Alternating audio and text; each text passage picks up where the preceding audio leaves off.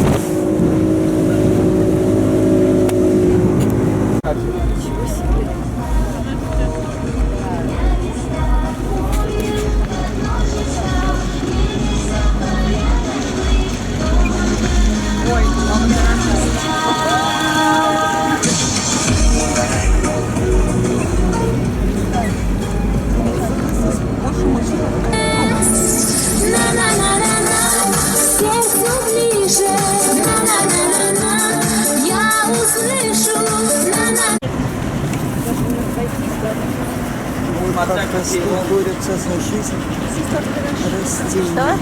Остаемся, да?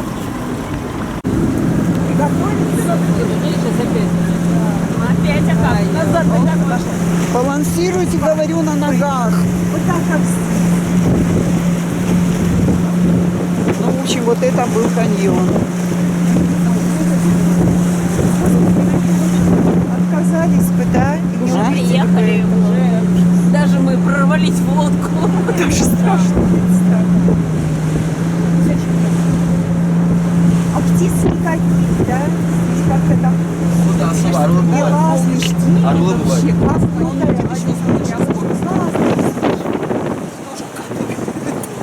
вам временами еще летом у меня подруга ездила, там очень хорошо.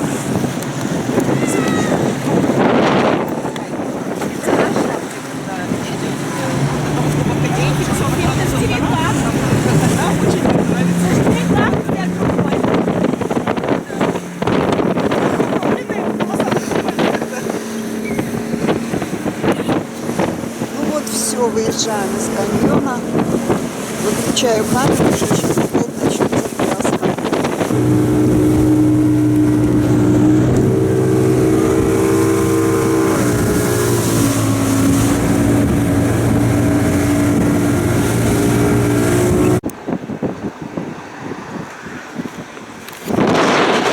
Все забрызганы, но и снять это еще раз было бы преступлением.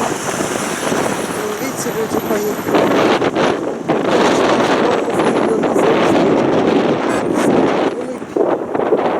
Но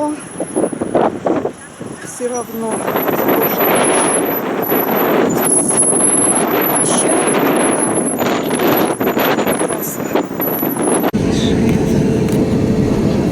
Итак, мы покатались на Черкесском водохранилище, ну кто покатался? Вы, то есть гости, когда приезжают, там у вас там, если там тоже турки есть, говорят, да, по всей России есть.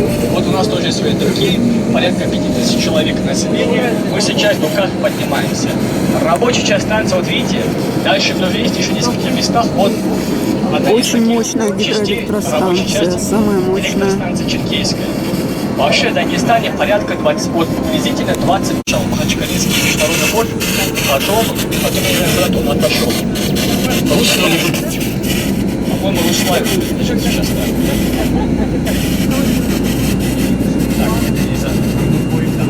Сейчас успокоится. Да. Из-за того, что это дома, населенные пункты, здесь на морозе. А вот когда приезжают гости, у нас каньон по глубине на 8 метре, что-то рассказывают, 52 километра протяженность. Смотрите, самая высокая здесь часть Услакского каньона — гора Рок-Домиер. 1920, правильно, вон в ту сторону, где большой каньон, оттуда течет река Сулак. Она берет начало в то место, где вот... Вот мы приехали, слегка мокрые, мягко говоря, по солнцу. идем на смотровую площадку. Сейчас нас обдует хорошо. Все у нас высохнет. Чудо крутенько. Крутенько. Ну, идем.